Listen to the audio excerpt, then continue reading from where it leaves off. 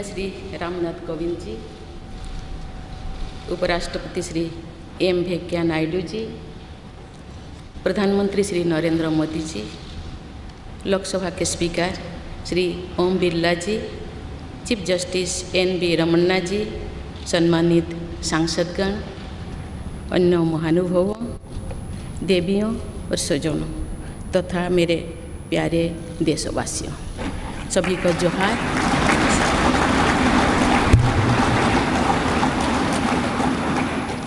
भारत के सर्वोच्च संवैधानिक पद पर निर्वाचित करने के लिए मैं सभी सांसदों और सभी विधानसभा सदस्यों का हार्दिक आभार व्यक्त करती हूँ। आपका मत देश के करोड़ों नागरिकों के विश्वास की अभिव्यक्ति है। मैं भारत के समस्त नागरिकों की आशा, आकांक्षा और अधिकारों की प्रतीक इस पवित्र संसद से सभी देशवासियों का पूरी विनम्रता से अभिनंदन करती हूँ।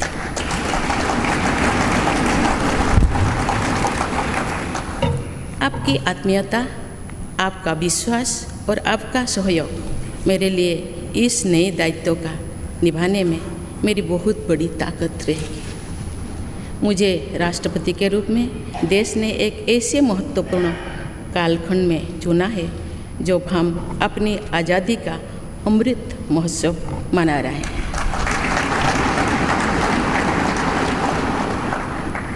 आज से कुछ दिन बाद ही देश अपनी स्वाधीनता के 75 वर्ष पूरी करेगा।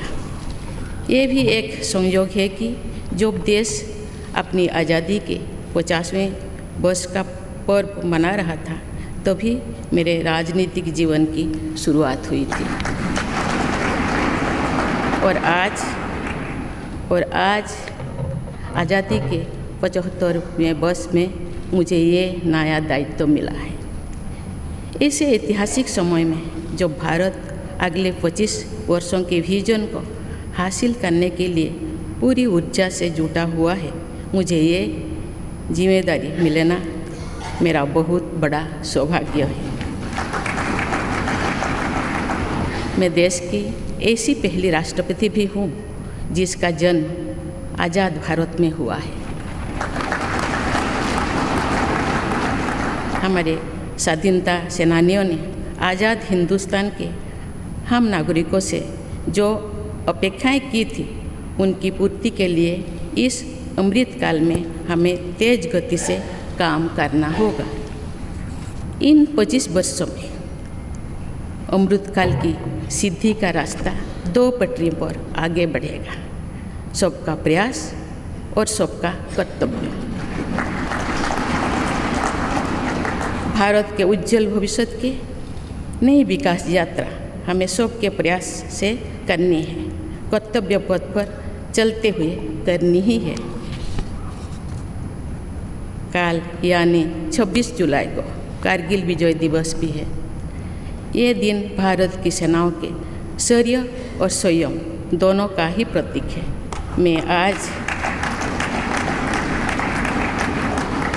मैं आज देश की सेनाओं को तथा देश के समस्त नागरिकों को कारगिल विजय दिवस की अग्रिम शुभकामनाएं देती हूँ। देवियों और स्वजनों, मैंने अपनी जीवन यात्रा पूर्वी भारत में ओडिशा के एक छोटे से आदिवासी गांव से शुरू की थी।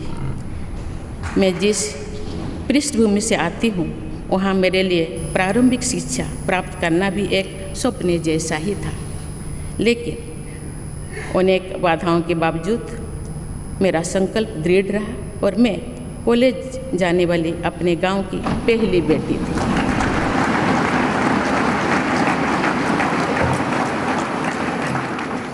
मैं जनजातीय समाज से हूँ और वार्ड काउंसिलर से लेकर भारत की राष्ट्रपति बनने तक का अवसर मुझे मिला है।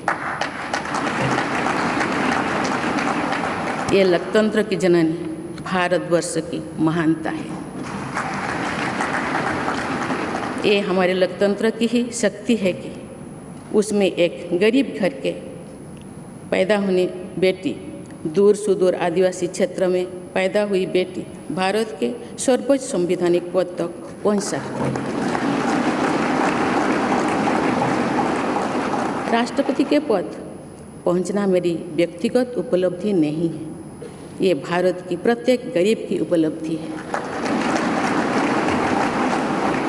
मेरा निर्वाचन इस बात का सबूत है कि भारत में गरीब सपने भी देख सकता है और उन्हें पूरा भी कर सकता है।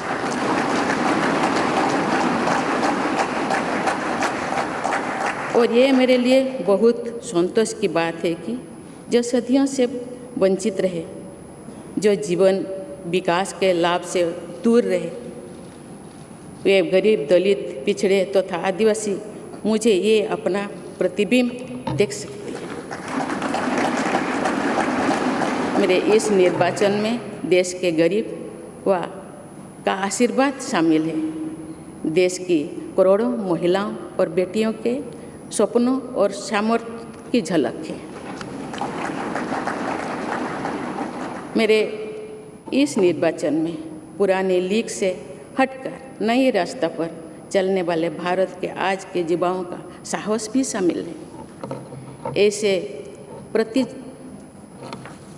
प्रगतिशील भारत का नेतृत्व करते हुए आज मैं खुद को गौरवान्वित महसूस कर रही हूँ।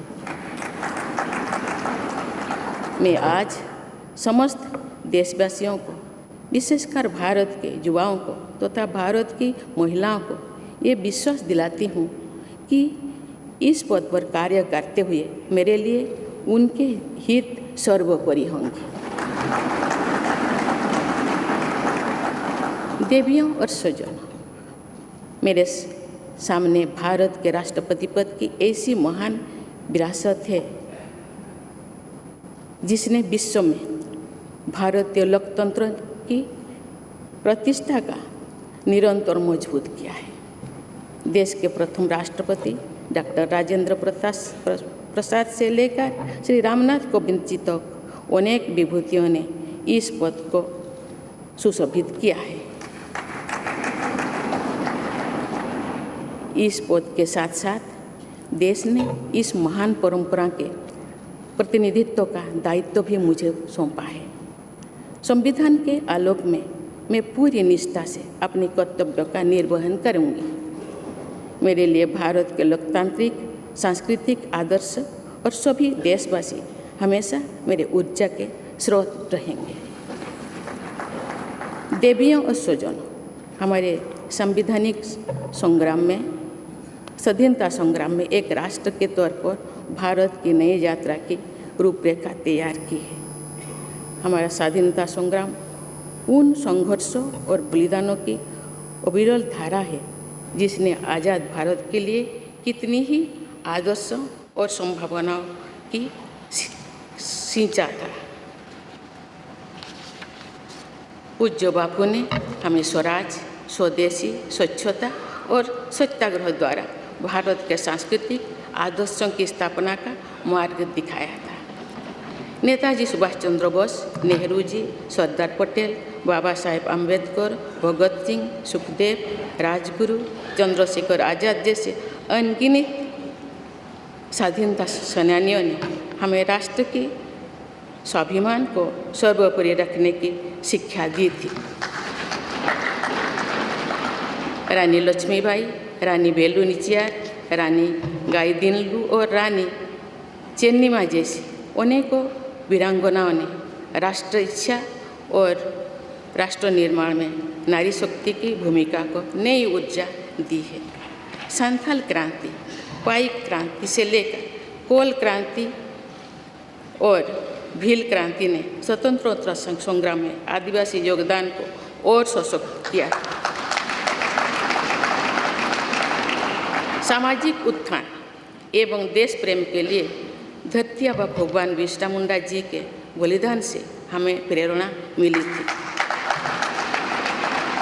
मुझे खुशी है कि आज़ादी की लड़ाई में जनजातीय समुदाय के योगदान को समर्पित अनेक म्यूजियम देश भर में बनवाया जा रहा है। देवियों और स्वजनों, एक संसदीय लोकतंत्र के रूप में 75 वर्ष में भारत ने प्रगति के संकल्प को सहभागिता एवं सर्वसम्मति से आगे बढ़ाया है। विविधताओं से भरे अपने देश में हम अनेक भाषा, धर्म, संप्रदाय, खान पान, रहन सहन, रीति रिवाजों का अपनाते हुए एक भारत श्रेष्ठ भारत के निर्माण में सक्रिय है।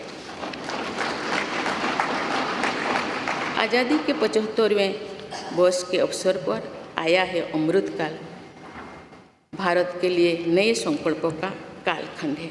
आज मैं इस नए युग के स्वागत में अपने देश को नई सोच के साथ तत्पर और तैयार देख रही हूँ। भारत आज हर क्षेत्र में विकास का नया अध्याय जोड़ रहा है। कोरोना महामारी के वैश्विक संकट का सामना करने में भारत ने जिस तरह का सामर्थ्य दिखाया है, उसने पूरे विश्व में भारत की साख बढ़ाया है।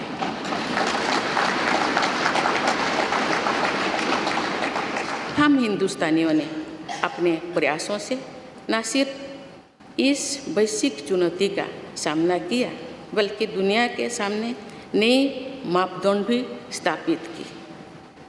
कुछ दिन पहले भारत ने कोरोना वैक्सीन की 200 करोड़ डोज लगाने का कीर्तिमान बनाया। इस पूरी लड़ाई में भारत के लोगों ने जिस संयम, साहस और सहयोग का परिचय दिया, वो एक समाज के रूप में हमारी बढ़ती हुई शक्ति और संवेदनशीलता का प्रतीक है। भारत ने इन मुश्किल हालात में न केवल खुद को संभाला, बल्कि दुनिया की मदद भी की। कोरोना महामारी से बने माहौल में आज दुनिया भारत को नए विश्वास से देख रही है।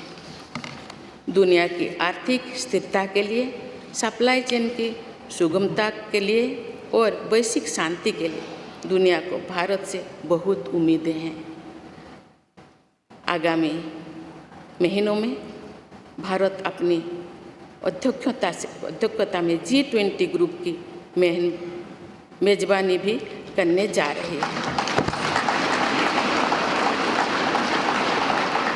इसमें दुनिया के 20 बड़े देश भारत की अध्यक्षता में वैश्विक विषयों पर मंथन करेंगे।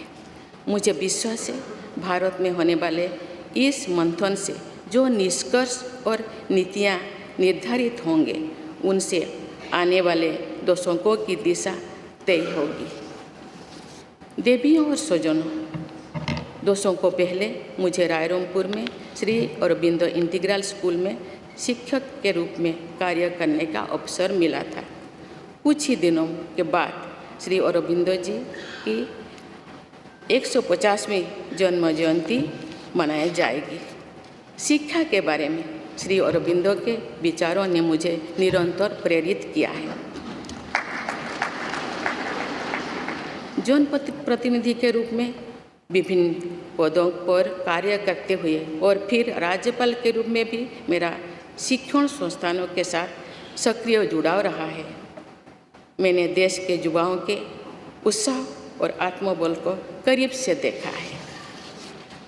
हम सभी के श्रद्धेय अटल जी कहा करते थे कि देश के युवा जब आगे बढ़ते हैं तो वे सिर्फ अपने ही भाग्य नहीं बनाते, बल्कि देश का भी भाग्य बनाते हैं।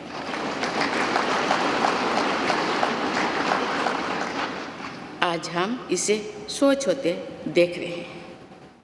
वोकल फॉर लोकल से लेकर डिजिटल इंडिया तक हर क्षेत्र में आगे बढ़ रहा आज का भारत, विश्व के साथ कदम से कदम मिलाकर औद्योगिक क्रांति 4.0 के लिए पूरी तरह भारत तैयार है। रिकॉर्ड संख्या में बन रहे स्टार्टअप्स में, नए नए इनोवेशंस में, दूर सुदूर क्षेत्रों में डिजिटल टेक्नोलॉजी की स्वीकार्यता में भारत के युवाओं की बड़ी भूमिका है। बीती वर्षों में भारत ने जिस तरह महिला सशक्तिकरण के लिए निर्णय लिए हैं, नीतियाँ बनाई गई है, इससे भी देश में एक नई शक्ति का संचार हुआ है। मैं चाहती हूँ कि हमारी सभी बहनें व बेटियाँ अधिक से अधिक सशक्त हो तथा वे देश के हर क्षेत्र में अपना योगदान बढ़ाती रहें। मैं अपने देश के युवाओं से कहना चाहती हूँ कि आप न केवल अपने भविष्य का निर्माण कर रहे हैं, बल्कि भविष्य के भारत की नींव भी रख रहे हैं। देश के राष्ट्रपति के तौर पर मेरा हमेशा आपको पूरा सहयोग रहेगा। देवियों और सूर्यों, विकास और प्रगतिशीलता का अर्थ निरंतर आगे बढ़ना होता है, लेकिन साथ ही अपने अतीत का ज्ञान भी उतना ही आवश्यक है। आज जब विश्व सस्टेनेबल प्लानेट की बात कर रहे हैं, तो उसमें भारत की प्राचीन परंपराओं, हमारे अतीत की सस्टेनेबल लाइफस्टाइल की भूमिका और बढ़ जाती है। मेरा जन्म तो उस जनजातीय परंपरा से हुआ है जिसने हजारों वर्ष से प्रकृति के साथ तालमेल बनाकर जीवन को आगे बढ़ाया है। मैंने जंगल और जलाशयों के महत्व को अपने जीवन में महसूस किया है। हम प्रकृति से जरूरी संसाधन लेते हैं और उतनी ही श्रद्धा से प्रकृति से सेवा भी करते हैं। यहाँ संवेदनशीलता का आज वैश्विक अनिवार्यता बन गया है। मुझे इस बात की प्रसन्नता है कि भारत पर्यावरण संरक्षण के क्षेत्र में विश्व का मार्गदर्शक बन रहा है। देवियों और स्वजनों, मैंने अपने अब तक के जीवन में जन सेवा में ही जीवन की सार्थकता को अनुभव किया है। श्री जगन्नाथ क्षेत्र के एक प्रख्यात कवि भीम भोई जी की कविता की एक पंक्ति है, मो जीवन पचे नर्क के पड़ी थाउ जगत उद्धार।